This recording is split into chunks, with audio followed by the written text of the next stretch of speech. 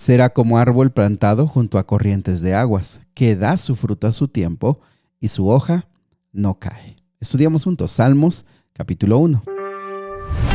Si quien te manda este audio se le olvida, mejor suscríbete a nuestros canales en Facebook Momentos de Esperanza MX, en YouTube y en Spotify como Momentos de Esperanza.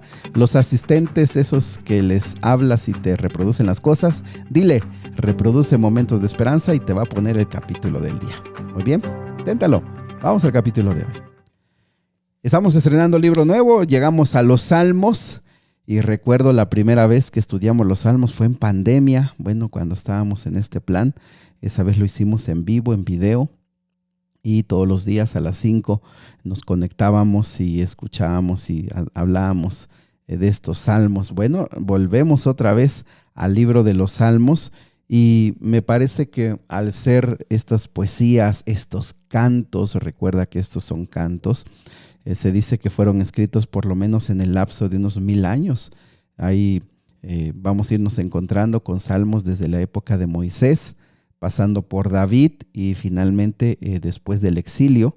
Algunos consideran que estos fueron reunidos o ya hechos así como un libro o ya juntarlos todos por la época de Nehemías, Esdras, quizá ellos lo hicieron. Pero bueno, vamos a irnos concentrando uno a uno. Te invito para que los vayas subrayando. Me parece que muchos de estos hay que aprenderlos de memoria, porque muchos son de esperanza, muchos son de alivio, muchos son de desesperación, de angustia.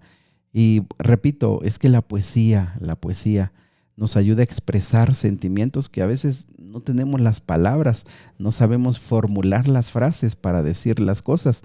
Los salmos nos ayudan a expresar esos sentimientos y por supuesto, cultivan nuestra fe. Si tienes niños pequeños, enséñales salmos. De veras que la palabra de Dios, cuando uno la aprende, cuando uno la graba en nuestra memoria, cómo nos ayuda, cómo nos da fortaleza. Se vuelve parte de nosotros. Así que inténtalo. Repasa cada día un salmo. Va a haber algunos muy grandes. Por lo menos apréndete unos 5 o 6 versículos. O uno por lo menos, pero esto es para memorizar. Y recuerda que estos fueron cantos. De hecho, se entiende, mejor dicho, que salmos viene de la palabra salterio, que fue más que nada un instrumento de música. Es decir, muchos de estos se entonaban y se cantaban. Claro, en hebreo, ¿no? ¿Por qué? Porque quizá ahora aquí traducidos a nuestro idioma español, pues quizá a algunos cueste darles música. Sin embargo, seguramente conoces algún canto que sea fruto de un salmo o tenga una buena sección de un salmo. Bien, vamos entonces. Este salmo capítulo, bueno, también se le dice número, no se les dice capítulos, se le dice Salmo 1, en este caso comenzamos. Se dice que es una introducción, ya que habla de dos caminos, el camino del justo y el camino del pecador, el camino del que va en rumbo o caminando con Cristo Jesús y el que está pues alejándose de él, ¿no? Y esto es muy importante debido a que en la mentalidad hebrea la relación, el conocimiento de Dios es como un caminar. Así que más que preguntarte si has caído, te has equivocado, cómo te fue en este día, básicamente se pregunta en qué camino vas. Y fíjate que esa idea del camino también la expresó Jesús varias veces, hablando de puertas anchas, puertas angostas, de camino del bien, de camino del mal.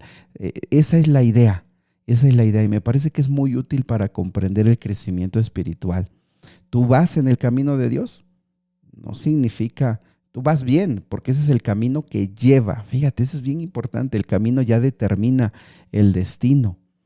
Un camino que es correcto va a llegar al objetivo deseado. Y en este caso, si tú vas en camino a la vida eterna, tú ya estás en el camino y tu destino es ese. Vas a llegar. Si tú estás en el camino de perdición, ya lo tienes. O sea, es cuestión de tiempo, pero vas a quedar en la perdición, me refiero a la perdición eterna, ¿no?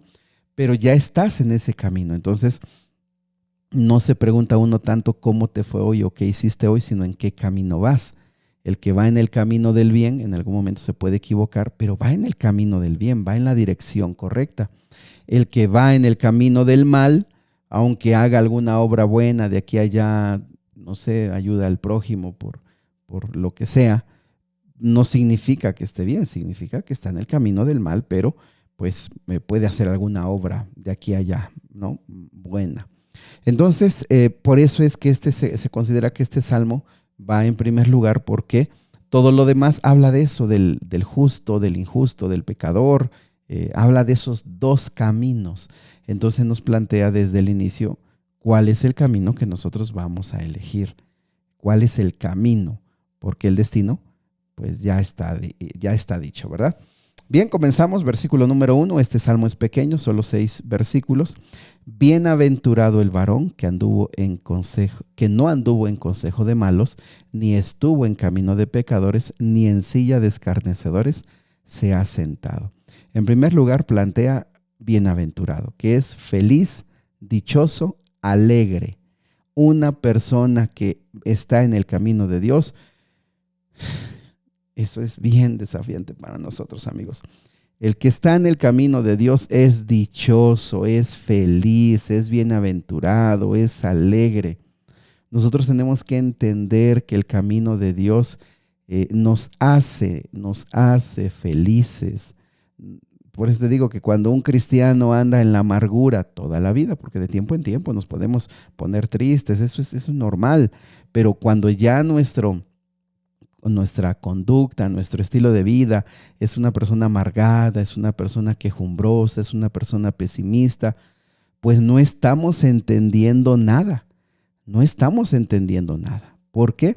Porque el camino de Dios es bienaventurado, no ficticio, real, somos felices. ¿Por qué? Bueno, pues porque Dios está con nosotros y acabamos de terminar Job, así que eso ya lo tenemos muy claro. El Señor nos ama, el Señor está al control, el Señor sabe lo que hace, el Señor pase lo que pase, estará a nuestro lado, así que nos debería dar felicidad. Así que es bienaventurado. Ahora, fíjate, hay 3 verbos aquí: anduvo, estuvo y se sentó. Fíjate, es una progresión. Dice, no anduvo en consejo de malos, no estuvo en camino de pecadores, ni en silla de escarnecedores se sentó.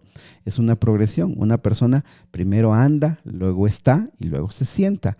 Es decir, para llegar finalmente a estar ya entre los pecadores, entre los malvados, primero anduvo, se llenó de algunos consejos, se fue contaminando de algunas ideas, después estuvo, se empezó a rodear con más gente que andaba en malos caminos, en malos pasos, hasta que finalmente se sienta. Es parte activa de los malvados, de los perversos. Es una progresión. Para llegar al mal no es de un momento a otro. Primero andamos, luego estamos y finalmente nos sentamos. Así que es una progresión para llegar a lo malo. Pero dice el versículo 2, sino que en la ley de Jehová está su delicia, y en su ley medita de día y de noche.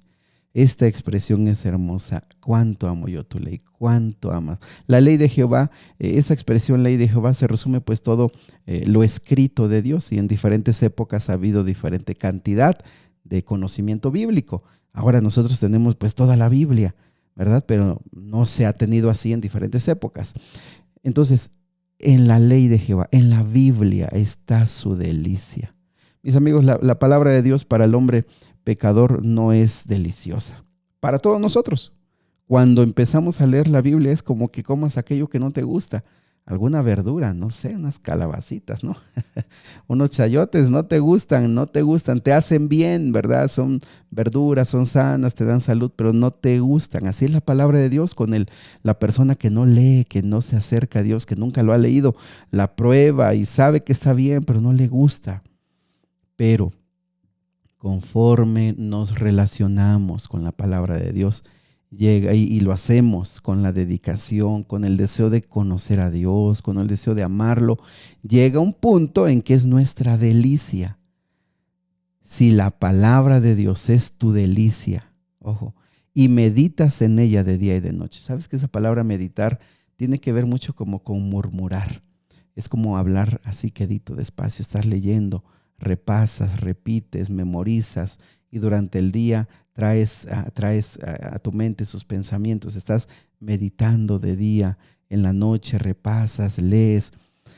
La palabra de Dios se va adentrando en tu mente, en tu corazón, es decir, en tu razón y en tus emociones, y empieza a ser a través del Espíritu Santo una obra para cambiar esas ideas, para romper esas ligaduras de pensamientos, para cambiar tu forma de sentir las cosas, de expresar las cosas.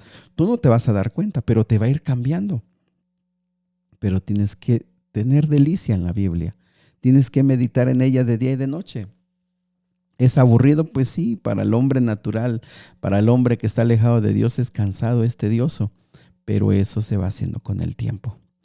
Será como un árbol plantado junto a corrientes de aguas, que da su fruto a su tiempo y su hoja no cae, y todo lo que hace prospera. Qué hermosas promesas y realidades. Tú sabes que en la tierra de Israel no hay muchas aguas, buena parte no hay aguas. Así que el agua era fundamental. Es trasplantado. Nosotros somos árboles que no nacimos junto a las corrientes de aguas del Señor.